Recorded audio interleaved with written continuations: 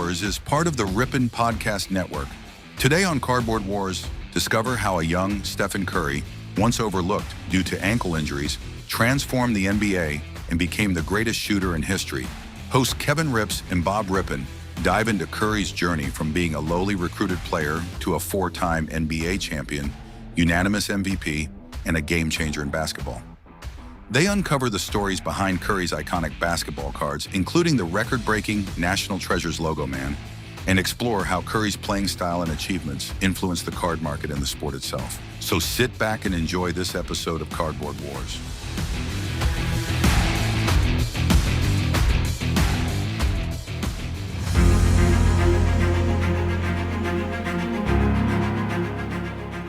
The Golden State Warriors are rebuilding. Their front office approaches the Milwaukee Bucks about a trade for center Andrew Bogut. They offer a package of players and picks, and they include Stephen Curry, their second-year point guard, a former 7th overall pick who had missed significant time with ankle injuries, so severe that opposing teams quietly started asking whether he'd ever play a full season. The Bucks look at the offer, and they say no, not because they want to keep Bogut, but they say no specifically because of Curry's ankle. He isn't worth the injury risk. The Warriors eventually get Andrew Bogut anyway by trading Monta Ellis instead. Curry stays. And over the next 13 years, from that near miss in 2012, he becomes the greatest shooter in the history of professional basketball. 4 championships, 2 MVP awards, one of them, by the way, unanimous, the only unanimous MVP in NBA history. The all-time three-point record broken twice over, first surpassing Ray Allen, then becoming the first player in history to make 4,000 career three-pointers, and a transformation of the game itself from youth rec leagues all the way to the NBA. Ladies and gentlemen, this is Cardboard Wars. I'm Kevin Rips. Today I'm joined by my oftentimes co-host, Bob's Ripon. Bob, what's going on, buddy?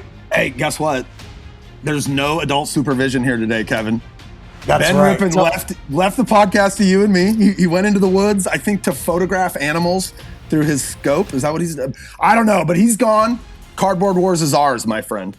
He left us the login to the podcast studio. That was a big mistake. And guys, today, this is the story of how a skinny little kid from Charlotte who couldn't even get a scholarship offer from his father's university became the player who rewired professional basketball. And it starts, like most great stories, with somebody being wrong about him.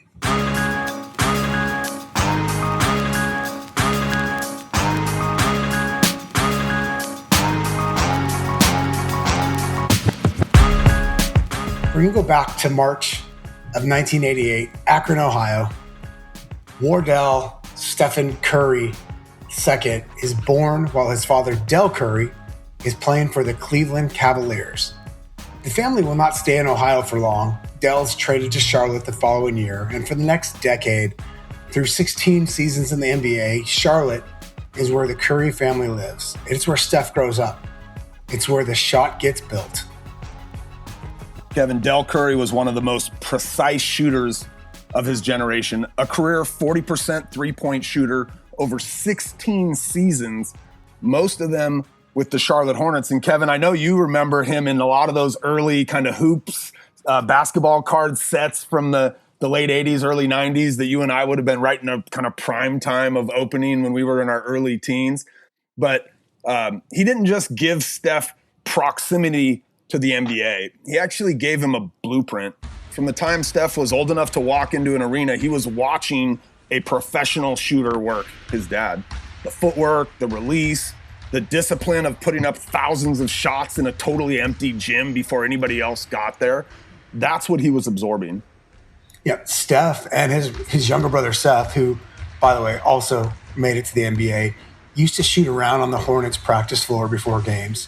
Del's teammates worked with them. The environment wasn't exactly recreational either. Like, this was a professional environment. It was structured. It was highly competitive. The Curry household ran on basketball the way other households run on homework and dinner routines. Now, there was a brief detour in 1999 when Steph was 11. Dell signed with the Toronto Raptors, and the family relocated to Canada for a year. Steph played at Queensway Christian College in Toronto, and footage from that year already shows a kid who can shoot well beyond the arc with a precision that definitely doesn't belong in middle school. Yeah. When Dell retired, the family moved back to Charlotte, and Steph enrolled at Charlotte Christian School. He led the team to 3 conference titles and 3 state playoff appearances. He was named All-Conference and All-State, and he desperately wanted to follow his parents to Virginia Tech. Both Dell and his mother, Sonia, had been athletes there. He contacted the coaching staff. He visited. The Virginia Tech coach came to the house and told the family in front of Dell that Steph could definitely play. Then he offered him a walk-on spot, but not a scholarship, a walk-on spot. Because at roughly 6 feet, 160 Shoes pounds on. maybe. Soaking Yeah, wet. exactly. Shoes on. With shoes on, he was 6 feet and 160, probably wet shoes. Steph Curry just didn't pass what his own father later would call the eye test. That rejection is one of the most consequential recruiting errors in basketball history as we have a chance to look back. Virginia Tech offered a walk-on. Duke didn't recruit him seriously. Other local programs like North Carolina didn't even look at him. None of the powerhouse programs in his little area around Charlotte, let alone the rest of the country, were looking at this 5'11", because he didn't have shoes on, 160-pound high school guard, and concluding that, this was not something that we could build a system around. This guy doesn't fit in our programs. That's right. But, Bob, like I say, it only takes one. And one program disagreed, and that was Davidson College, small little liberal arts school 20 miles north of Charlotte, enrollment under 2,000 students playing in the Southern Conference. Now, they'd been recruiting Steph since he was in the 10th grade. Head coach Bob McKillop had watched him play. He'd watched film on him, and he arrived at a different conclusion than these other guys. Before Curry had played a single minute in a Davidson uniform, McKillop told alumni at an event, "Wait until you see Steph Curry. He is something special." He wasn't speaking cautiously or hedging. He was stating a fact that he had already decided based on film, not based on some silly eye test. I mean, Kevin, that's worth just let's stop there and think about that for a second. This is I don't know that any of us could have even told you who Steph Curry's college coach is all these years later, right? And think about, the Mike Krzyzewskis, and I don't know who would have been at North Carolina then. Somebody great, maybe the guy that moved on to Kansas.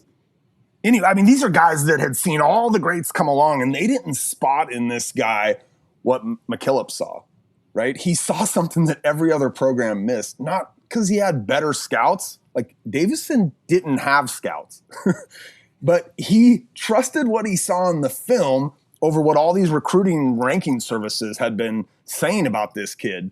And it was those instincts is kind of why the story turns into what it does. Yeah. You get to Davidson, 2006, Curry's freshman season. His second game, he drops. This is the most Steph Curry thing ever. He drops 32 points and 9 rebounds against Michigan. Not like some conference cupcake, walk in the park game. Michigan. By the end of his freshman year, he scored 730 points, breaking Davidson's previous freshman scoring record, and 122 three-pointers in a single season, the most ever by a freshman in Division I history at that time. He leads the Southern Conference in scoring at 21.5 a game. By the way, Kevin Durant, playing for Texas that same year, is the only freshman who scores more nationally. Curry, first good look, and hits. That time, Curry deep, rises, and hits. Young fella with 9 points, all from the three-point line. Curry, he's got all the tricks. Wow, look at that offensive rebound by Paulus Goslin. Curry fires and knocks one down. And it's really the ball movement getting Curry. Great vision, Curry off the window high. and in. Curry lets it go again. And, I told you, just a little bit of daylight, just a sliver. That's all he needs. Oh, he lets it fly again. Rips it. Folks, we got a star. Curry, 4 to shoot. He's got a fire and does. And hits! That's another 3. But the freshman year was just kind of the warm-up, man. What Davidson would go on to do in the 2008 NCAA tournament is the moment that forced all of us to pay attention. And Kevin, I can remember watching these games, right? Davidson enters as a 10 seed, small school out of the Southern Conference. Nobody's got them in their bracket going anywhere far. And they're running into another kind of Cinderella back then, a team that's become a powerhouse these days. Gonzaga was the 7 seed that year. The series of these games is pretty insane. You know, Davidson trails by 11 to Gonzaga in the second half. Curry puts up 30 points in the second half alone, and Davidson comes back from down 11 to beat Gonzaga 82-76, where Curry finishes with 40 points, and he goes 8 of 10 from the three-point line. That's the first round game. That is mind-blowing. Second round game, though, against second-seeded Georgetown. Davidson trails this game by 17 points. What? With under 18 minutes left in the game. Curry scores 25 second-half points. Davidson wins 74-70. Then Wisconsin, a 3 seed. Curry scores 33 points. Davidson wins again. Davidson, again, the enrollment is under 2,000. They're playing in a conference most fans couldn't even name, and now they find themselves in the Elite 8. Unfortunately, this is where that run ends. They run into a top-seeded Kansas in the regional final. Curry does put up 25, but Davidson loses 59-57 to the eventual national champion Kansas, who just barely holds on at the end of that game. In those 5 tournament games, Curry averages 32 points a game. He's named the most outstanding player in the Midwest Regional. The first guy to ever do that who didn't reach the Final Four since Juwan Howard about 15 years previous to that. Man, Juwan Howard, that makes me think of another possible episode, but I'm going to keep going because this one's about Steph Curry. That tournament run also produced a single-season three-point record of, Bob, 162 threes made, tied for the most ever in an NCAA season. But more important than the record was what those 5 games demonstrated about Steph's competitiveness. Davidson had no business beating those teams. The gap in the recruiting, the resources, the depth on the bench, it just was enormous. And Curry closed that gap with his shot, with his composure, his ability to manufacture points in ways that bigger, more physically gifted players just could not replicate. Kevin, I recently known that we were going to do this episode. I went back and watched some of the highlights from those games. And it's crazy. You know, we all kind of see Steph the way we see him today, and after the Olympics and all these things, and the little, I don't know what you call it, the go to sleep little pose that he does.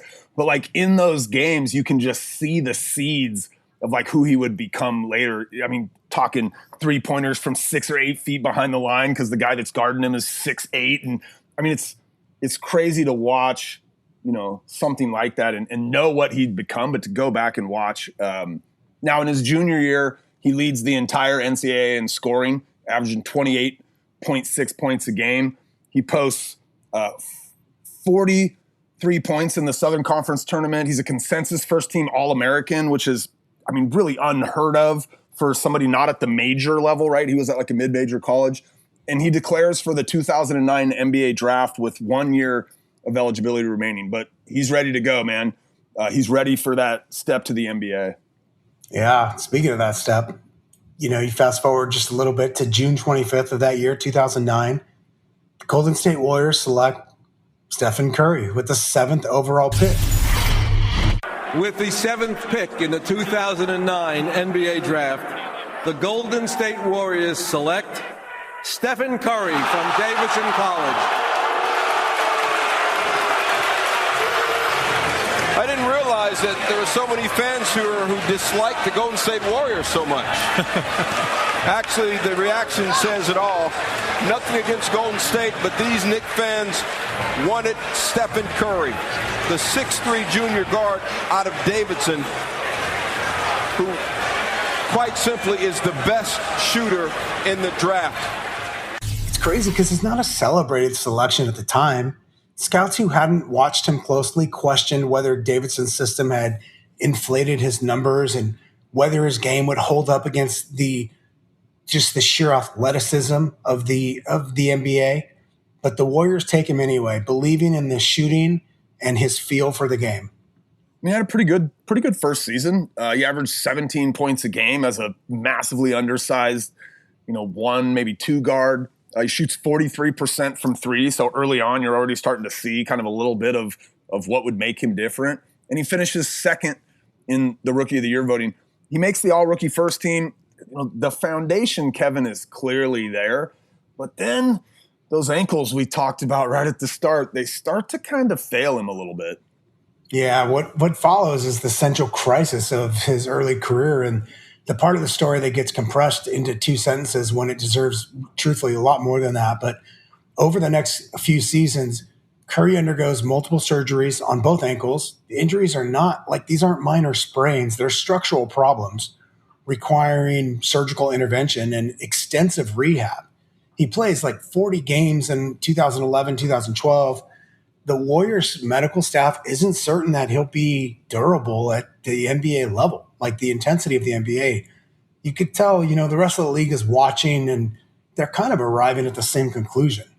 Which brings us back to 2012 in that Bucks trade. When Milwaukee passed on Curry specifically because of his ankles, they weren't being unreasonable. They were making a rational assessment based on what they had in front of them at that point as the evidence. The question, which nobody could really answer at the time, was whether those ankles would hold up, like surgically repaired ankles on a smaller guy who's getting beat up every single day that he laces it up and takes the court. Would he hold up? And was his shooting sustainable over a full season at NBA speeds? These were questions to be answered at that point in 2012. Yeah. Well, the Warriors restructured their approach. They had a new ownership group, new front office, new head coach in Mark Jackson. And in the summer of 2012, they extended Curry on a 4-year, $44 million deal. Now, at the time, basketball analysts widely described it as a very risky contract given Steph's health history. And it would turn out to be among the most team-favorable extensions ever signed in the history of the NBA. So in 2012-13, his first fully healthy NBA season, he plays 78 games. So out of 82 games, Steph plays 78, and he sets a new NBA single-season three-point record with 272 threes made. The Splash Brothers nickname emerges. He and Klay Thompson begin building the perimeter dominant offense that would transform the way the NBA plays basketball. The Warriors would go 47-35 and win a playoff series for the first time in 6 years. And Kevin, shout out to whoever Steph's doctors were. The ankles held, man. They held for the entire season for the first time in his NBA career. Yeah, and this is, now you got a dynasty getting ready to come into play. You got 2014-15, Steve Kerr takes over as head coach. The Warriors install this, ball movement, pace, and space system, as they call it, that is, in retrospect, designed exactly for what Steph Curry does. He wins his first league MVP. The Warriors win their first championship since 1975, defeating, by the way, LeBron James's Cleveland Cavaliers 4-2. Curry's only 27 years old. It took him 6 seasons to get there, but he's only 27 at this time. And is a championship coach. Smith will bring it up, throw up a three, rebound Curry. And the dream season is now complete. The Golden State Warriors are the 2015 NBA champions. Their first title in 40 years. And how sweet it must be for those crazy loyal Bay Area fans. What happens next is one of the most statistically extraordinary individual seasons in NBA history. In 2015 and 16, Curry leads the Warriors to a 73-9 record, breaking the Chicago Bulls' 72-win NBA record. He makes 402, that's insane, I mean, he did just a second ago. He said he had 272, and at that time, that was an NBA record.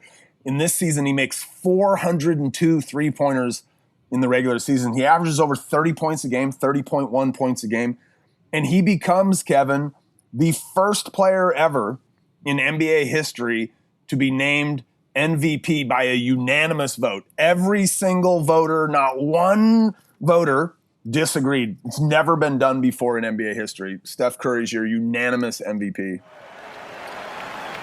He is the first unanimous selection in the entire history of the NBA. He is a player who reinvents the game every time he takes the floor. He is your 2016 Kia Most Valuable Player, Steph Curry.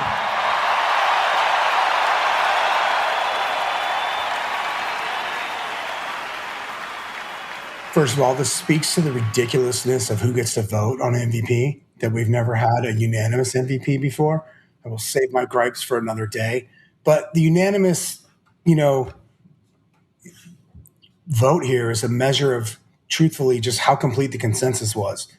This is a sport with genuine debate about greatness at virtually every position in every era. The writers and the broadcasters who cast these votes collectively decide there's no argument to be made for anyone else. And by the way, this is prime LeBron. LeBron doesn't win it. It doesn't even get the votes. Durant, no votes. Westbrook, this is Curry unanimously. And then the 2016 finals, man. The Warriors lead Cleveland 3-1. They need just one win in their next 3 games. But as we all know, if you're paying attention, Draymond Green gets suspended for a flagrant foul in Game 5. Or he's suspended for Game 5 because of a foul in Game 4 on LeBron. The league determines the foul puts him over the flagrant foul threshold, which I think was the first year they were doing that in the NBA, where now he's got to sit out an additional game. So Cleveland wins Game 5 without him. They win Game 6, and then they win Game 7. It's the biggest comeback from a finals deficit in NBA history, and the loss does not define Curry's career, but it's a part of it, and it adds some flavor, some texture, Kevin, for what would come after that. Yeah. By the way, I'd just like to note about Mr. Green. Man, that guy got drugged last night as of the day of this recording at the Kevin Hart roast. It was amazing. There were some amazing Draymond Green jokes that for those listeners over the age of wherever you find it appropriate, whatever age that is, go watch that roast. It was quite funny. But anyways, that's the year that Kevin Durant comes and joins the Warriors. And of course, man, you take this Warriors team, which is already historical, and then you add another great player like Durant. They win in 2017. They sweep Cleveland. Durant wins the finals MVP that year. They win again in 2018, sweeping Cleveland again. Durant takes finals MVP again. There's just this persistent conversation in the hobby and in the broader sports discourse about whether Curry gets enough credit for a dynasty he built even truly before Durant arrived. And I think that conversation gets its answer in 2022, a few years later. You know it, man. Durant's gone by that point. Klay Thompson had missed 2 full seasons to injury. But the Warriors rebuild, and they return to the finals again against the Boston Celtics. Curry averages 31.2 points a game in that series, scores 43 in Game 4, going on a one-man run in the fourth quarter that turns a Celtics lead into a Warriors win, and he keeps the series alive. The Warriors would go on to win it in 6. Curry's wins the finals MVP, and he does so on a team that wins because of him. He was the guy on that team. Durant wasn't there. I mean, Klay Thompson wasn't really the Klay Thompson he was kind of earlier in those runs. Obviously, Draymond's always kind of there for the ride, but it wasn't like he was alongside of a bunch of guys. He was leading them in that championship. Yeah, no doubt. I mean, you think about this, 4 championships, 2 MVP awards, the unanimous season, of course, as you pointed out, was so big. The 3-point record, I should say 3-point records, together they just construct the argument that Curry is one of the most transformative individual players that the NBA has ever seen. Period. he's not the most physically dominant, but he is one of the very most transformative players. He didn't just play well in a system. He made a system necessary because of how he played. Every team in basketball now has a Curry response plan built into their defensive scheme. But Kevin, let's get a little bit precise about what like Steph Curry actually does. Because the casual description, like he's a great shooter, he shoots from deep, it kind of undersells like the actual transformation itself. The 3-point line sits 23 feet 9 inches from the basket at its deepest point in the NBA. The league average for 3-point shooting across all players, somewhere around 35%. I think in some seasons it's even lower. It's like 33.8. Curry shoots 42%, 42.3% from his career at that range. But listen to this, and this is crazy, man. From 30 feet and beyond, so think about 23 feet 9 inches is where the NBA, we're talking 6 or 7 feet deeper. From 30 feet and beyond, he shoots roughly 54%. What? 54% from 30 feet? Yeah. That's ridiculous. The league average on shots at the rim, layups, dunks, and the very closest shots possible is like around 63%. Curry's shooting almost as efficiently from 30 feet as the NBA average player shoots from directly under the basket. I mean, dude, I don't even know what to say. Like that, if that doesn't encapsulate who Steph is as a player, like no other stat really does. Yeah. I mean, if you've ever played defense against a kid that can shoot the three, like you realize how much that changes the game. But to shoot it from those depths, I mean, the consequences for opposing defenses was that they had to guard him like the minute he brought the ball across half court. The conventional defensive response to a shooter, which is like sag off in the mid-range, force them inside, it doesn't apply to this guy. If you give him 2 steps, if you give him 1 step, honestly, he will shoot it from wherever he catches it as long as he's crossed half court. That reality pulled defenders towards him and away from his teammates, creating all this extra spacing that made every other Warrior even more dangerous, I would say, with the biggest beneficiary being Klay Thompson, who many of us would consider right up there, probably top 5 shooters in NBA history, but he's that because of all of the space and the open shots that he gets, because Steph Curry totally changes the defense. Yeah, Steph's influence, isn't limited to just what Steph's doing on the court. The number of three-pointers attempted league-wide has roughly doubled over the span of Curry's career. Now you've got little kids, these youth players who grew up watching him shoot. They're now arriving in college and early in their NBA careers with shooting ranges previously associated only with a handful of players per generation. But now it's the thing to do. Coaches at every level have rebuilt their offensive philosophies around spacing and perimeter shooting because the Warriors proved conclusively that this works, that the Steph effect is not a metaphor. It's a measurable structural change to the sport.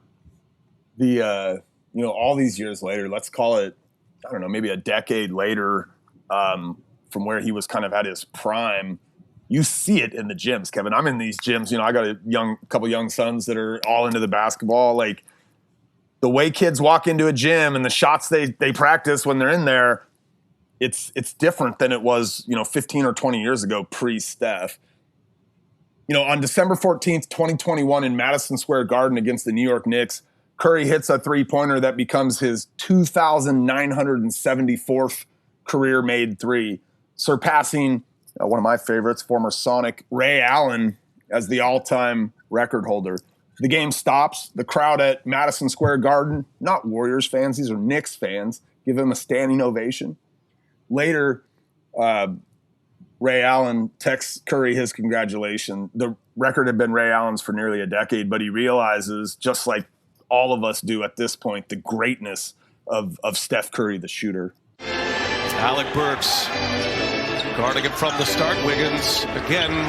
Here's Curry for the record. It's good! There it is! Stephen Curry! The all-time three-point king in the NBA!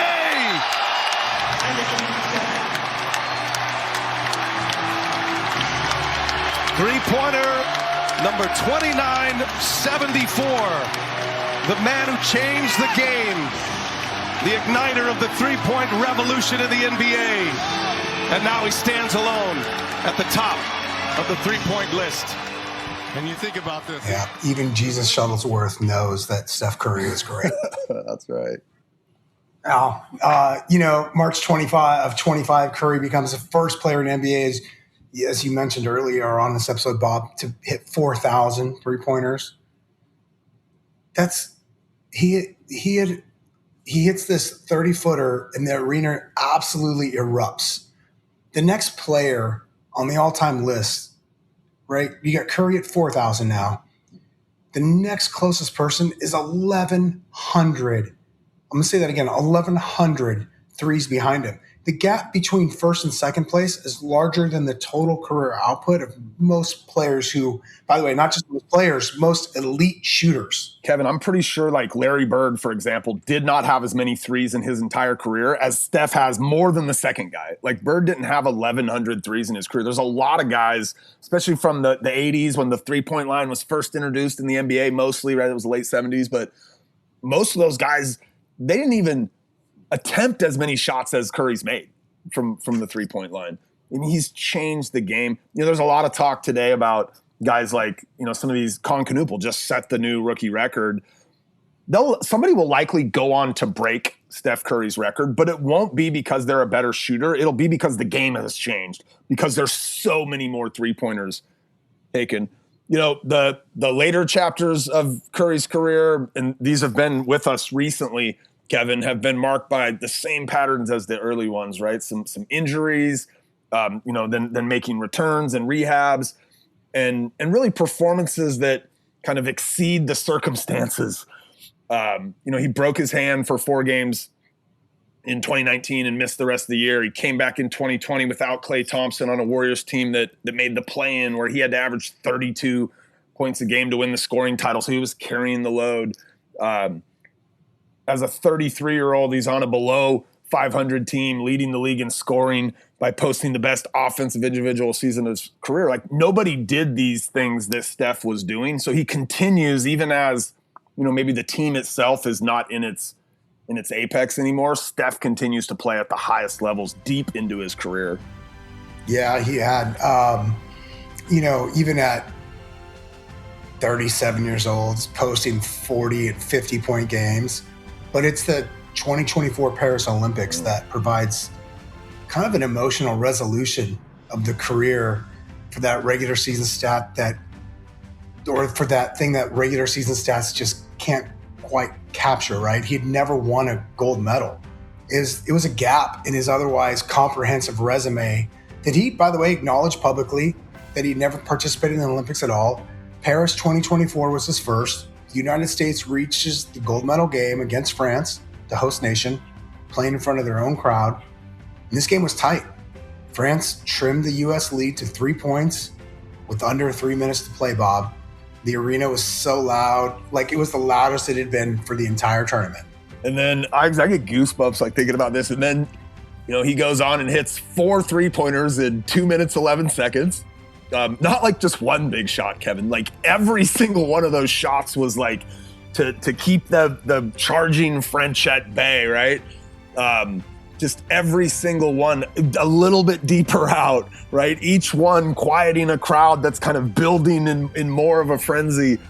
He finishes with 24 points, 8 3-pointers in that gold medal game. The U.S. wins 98-87. It was closer than that final score indicates, and now he has that kind of final crowning, piece on the top of his resume, a gold medal in the Olympics. And that, there's that great shot at the very end, Kevin, where he'd already made 3 in a row, and I think he passes and they pass it. I think he passes over to Durant. Durant passes it back to him. There's 3 guys on him, I want to say, including Victor Wembanyama. Like one of their big guys is out there and just fading back with LeBron and Durant over in the corner, both wide open with their hands like up, waiting for a pass from him. He just dribbles between his legs, fades away, and hits the dagger for that game, which was, again, a 32-foot three-pointer with a 7'5" guy in front of him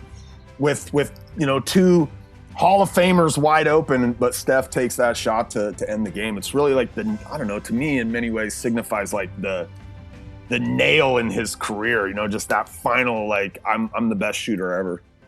No doubt, Bob. And, this is Cardboard Wars, right? And the thing about Cardboard Wars is that first word, cardboard, it's cards. And while I love talking about players, I want to talk about some Steph Curry cards, right? Because this will not surprise you or any of the listeners. If you look at Steph's cards, just like his stats will blow your mind, or where he shoots sometimes on the court will blow your mind, so will some of the numbers for his cards.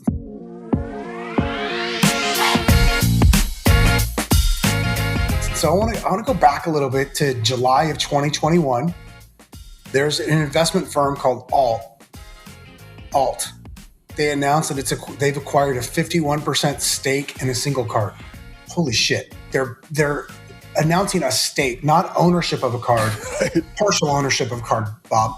And that card is the 2009-2010 Panini National Treasures rookie patch auto, the Logoman version, 1 of 1. The total value of this card implied by this transaction, meaning the valuation it was sold at, $5.9 million. At this time, the most expensive basketball card ever sold, the most expensive sport card sold at that point in history. Obviously, it's a Steph Curry card, right? Produced in 2009 when he was a 21-year-old rookie on a rebuilding Warriors team that had just missed the playoffs for the 4th straight year. The Logoman patch embedded in the card is cut from an official NBA logo, cut from the jersey. Now, you're not going to see this on Card Ladder, but there was lots of, because the full card itself wasn't sold, Kevin, as you mentioned, right? So it was lots of news at the time and articles about it. But it was the most expensive card ever sold to date. And it was a little bit crazy because his story wasn't done at that point. Yeah, dude. I mean, if you think about the timeline that you and I just walked through of his career, that's part of what makes this kind of remarkable. When Alt bought that stake in July of 21, Curry had not yet broken Jesus Shuttlesworth, Ray Allen's all-time three-point record, right? Because that happened later that year, 5 months later, in fact. They weren't even buying a completed resume. They were buying a thesis. Now, don't get me wrong, his historical position was already settled enough to justify an institutional quality pricing, like a company coming in and investing in a card. So it's not like we didn't know who Steph Curry was, but his story wasn't done yet. So you talk about before these final milestones, maybe not final because he's not done yet.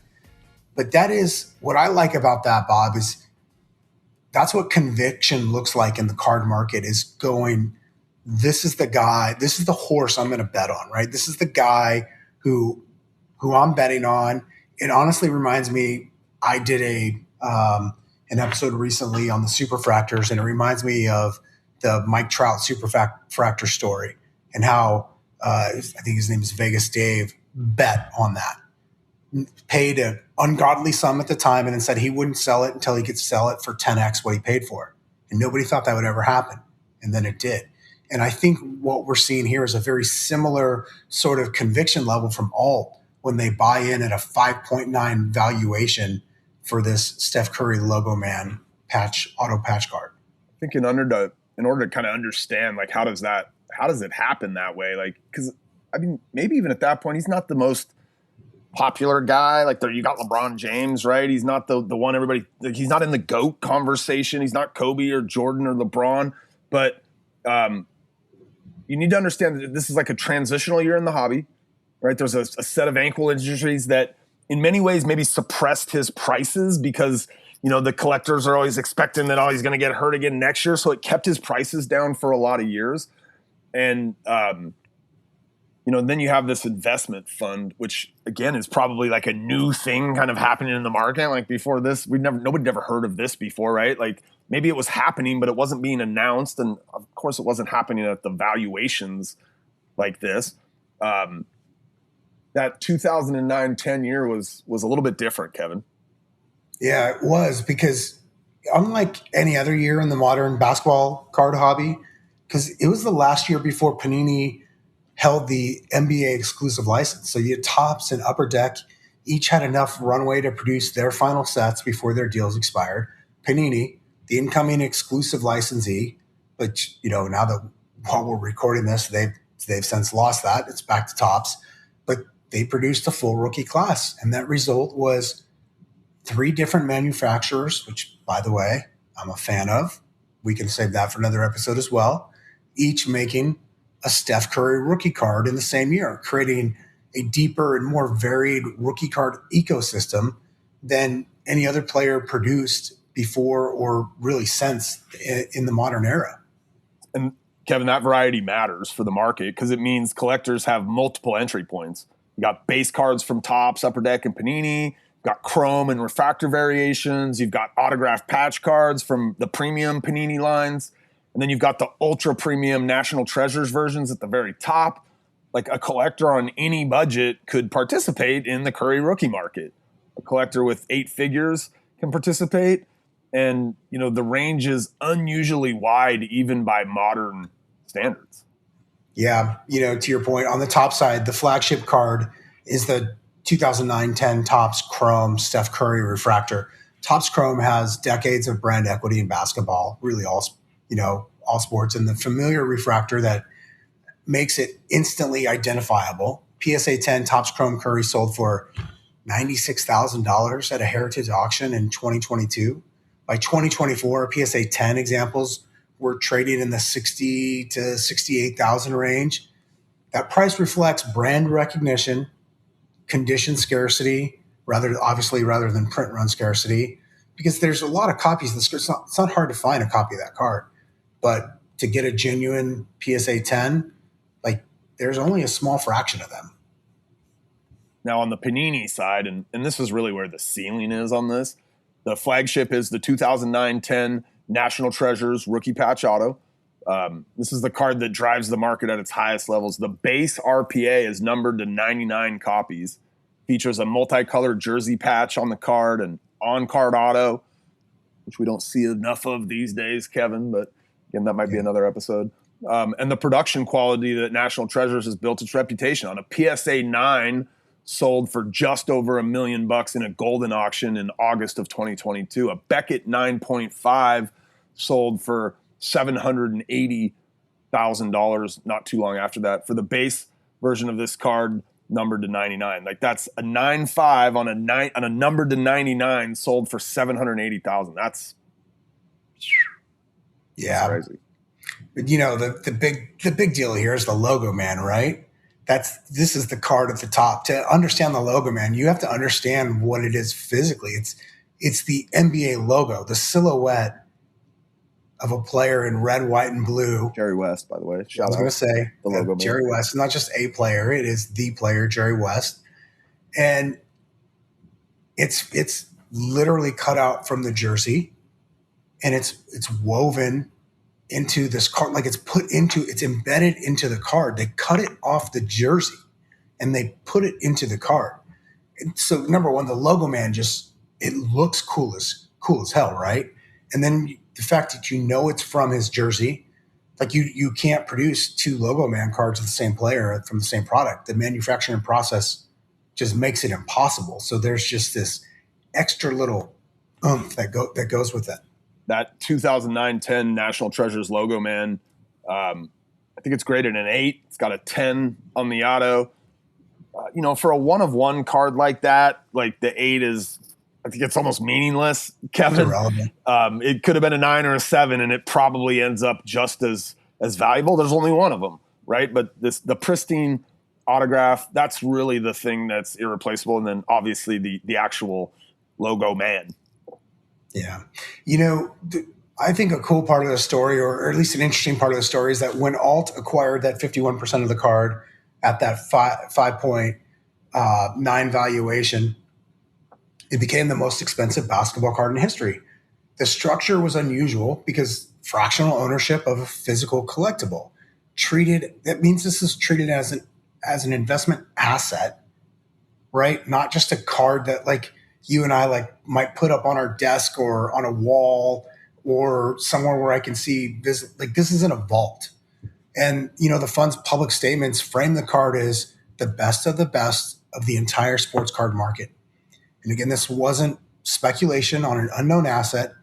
This was a deliberate institutional bet on Steph Curry's historical position in the NBA and his cards in the hobby.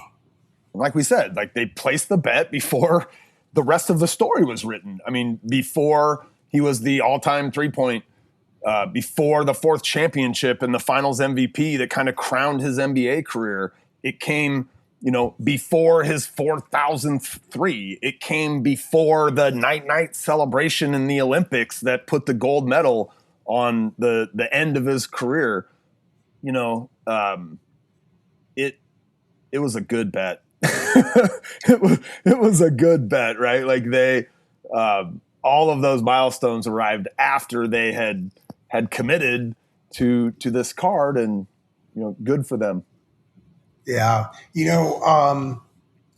Bob, I feel like we can go on and on about this. What I want to do is maybe just kind of highlight a couple other Steph Curry cards, if I could, for a moment that I think they're important. Some might say these are the Steph cards that you have to know about, because right now we're talking about a card that is so far unavailable. It's just where does some Steph Curry cards I can afford, Kevin? Yeah. Well, I don't know if we're going to get to that point because even those second tier Steph Curry cards are pretty crazy. But you got some cool stuff. You got like a 2009-10 absolute memorabilia card of him. It's like a patch auto numbered to 500.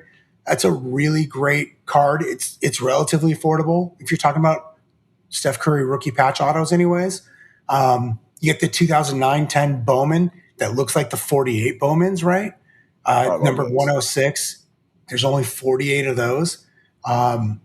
Pretty cool. If you've ever seen that card in person, I've seen it in person once with that red background. It kind of jumps out at you. There's the 2009-10 certified mirror gold jersey autograph numbered to 25. Again, you got a numbered card. You got an auto on it. You got a patch. Very cool.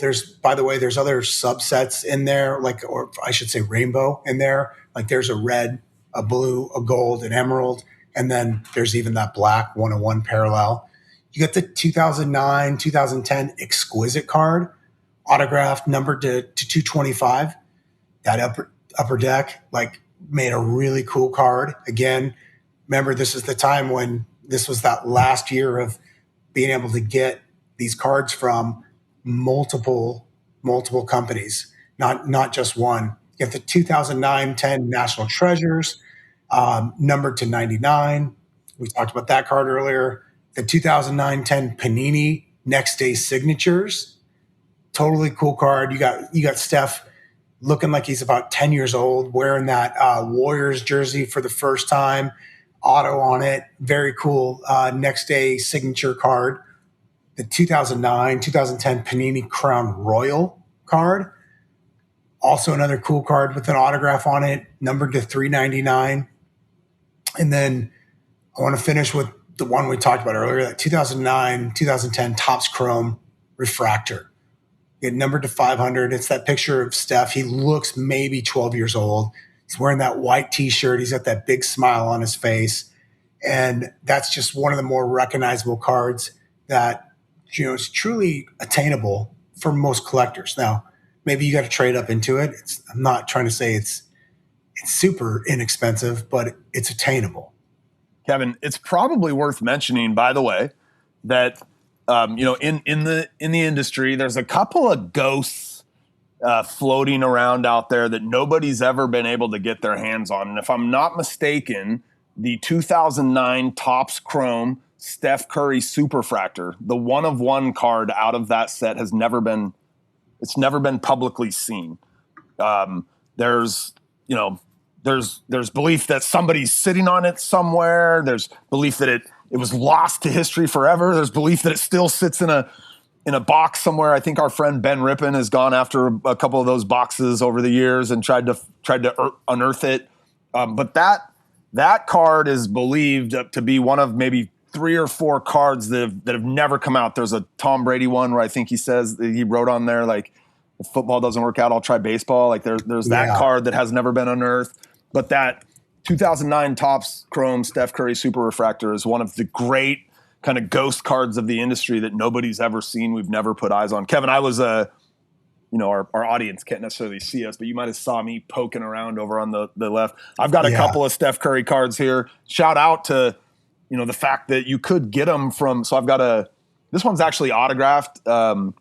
I bought it autographed. It's authenticated with Beckett, but this is the Panini, just, generic rookie. And then I've got an upper deck version here in a PSA 10 as well. Looks like my next one, I need to go knock a Topps Steph Curry rookie down. Dude, I think that is. Here's my question for you though, Bob, because, Ben's mentioned this many times on the show. You got this unique thing where like you go after these iconic cards in a PSA 1, right? I do. In a graded one. So is that what you're going to do with Steph, or are you going to go for? I feel like I could maybe get my hands on one of those 299s in a 1. The challenge with the 1s is like there's not a lot of them out there especially in the more modern cards, right? Like the older cards, there's many examples of, but there's not a lot of examples of modern cards in 1s. In fact, some of the ones I've been able to find, I feel like some guy's girlfriend got pissed at him and bent it in half, and he was like, "What are you doing? Oh my God!" And then, to let her not do it again, he got it done in a 1 or something, because it's really rare to find the modern ones. But yeah, man, I'd love to get my hands on a Steph Curry Topps refractor in a 1. That'd be amazing. Yeah, it really would be, man. Well, guys, this has been Cardboard Wars, where every great card is a window into something larger. In today's story, a rejected recruit, some fragile ankles, that might be putting it lightly, franchise that almost traded the guy away, a record that nobody else in history is even within really 1,000, 1,100. Like they're not even within 25% of matching, much less are they close, right? The story's there. And sometimes markets just need time to catch up. And I think that's what Alt taught us with their investment into this. Sometimes the story just needs time to catch up. But we know in the hobby, if there's a story, it's always going to catch up. Steph is one of the greatest shooters of all time. Even though he wasn't wanted enough, his card, changed the way so many people thought about collectibles, from an institutional asset to just the ability to own a piece of history. Steph is that guy. He's got these amazing cards and story to go with it that I just think is so cool. Bob, you got any last words for the listeners? Hey, listeners, Kevin, I think you and I need to go back through here. I'm pretty sure 3 or 4 times we said that'd be a good episode. So maybe we already wrote our next episode here, but there's no question that somewhere out there our next story is being written. You guys do us a favor, subscribe to the podcast. We would love it if you'd leave us a review. Go leave a review for the podcast. It helps us get found by other people that might be interested in the hobby and the industry. And Kevin, thanks for having me. I think we should do some more of these. Ben's not here. He can't stop us. Let's go, dude. Dude, until he changes his password, you and I got free reign. Let's just go for it. Ha ha! Cardboard Wars. We'll see you guys. All right, guys. See you next time. Thanks for listening to Cardboard Wars on the Rippin' Podcast Network. Don't forget to leave a rating and review and check out rippin.com to get connected to what we have coming up. Find us on Instagram and let us know what you would like to hear about on a future episode of Cardboard Wars. Until next time, keep rippin'.